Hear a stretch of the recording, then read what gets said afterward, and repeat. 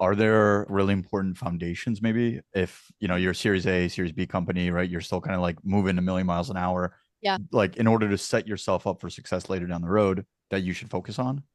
that's such a good question. Can I also be a nerd and share my screen? I No, it feel is like I'm not being allowed. I feel like I'm being such a diva.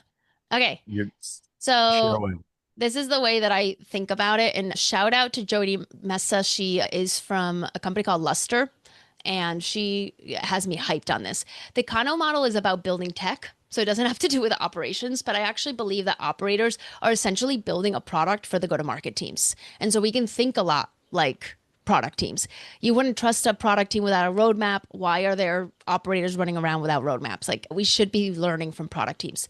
And we think a lot about, hey, must-haves, you can't compete without them. That's your like data readiness. That's integrations across tools. That's, like really the core process. Do I have opportunities? Am I tracking those correctly? Are they new business, renewal, upsell, just like all the core things? Can I bill my customers? Can I tag them? Like it's all these must-haves. They don't create a ton of performance for the team. They're not like moving the needle for the sales team, but we need them and they're not sexy. Then you have the performance stuff, right? Which is like things that the sales team uses. Maybe there's some automation in here. And then there's the lighters, the stuff that we all get really excited about that would get the team really amped up on the workflow. That could be AI is the hot thing, but like, how do I get you automated research? How do I get you a list of your existing customers that are ready for an upsell? How do I get you inbound routing done, automatically? All that good stuff. A lot of people will think that they need to do it this way. And so I need to get all my must haves before I can work on all my performance features, before I can delight. But actually, we need to do it this way. We need to cut the pyramid. And yes, most of our time is spent here, and some of our time is spent here, and a little bit of our time is spent here, but we're still delighting.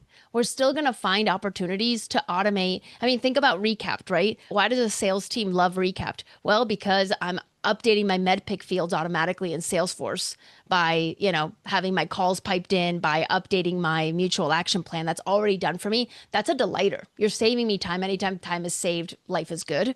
But you can't get to this if you don't have security and logins and everything else. So it's a little bit of trying to find that fine line so that we can create a lot of delight while still covering our bases, GDPR, whatever else. Thanks for sharing that. I mean, it's so Yeah. funny while you were sharing that, like literally I was like, oh, product, boom. Because like when we were first building out, right, like you can't get to all of the exciting things like the AI, medic grading if you don't have the CRM integration in place, if you Right. don't have an easy way to collaborate in the first place, right? And so Yeah. it's like And it's table almost like, stakes. yeah, Maslow's hierarchy of, I don't know, Yeah, right? that's what it's based Operations on. or something. Yeah. Yeah. Yeah, 100%. You need shelter and food, man.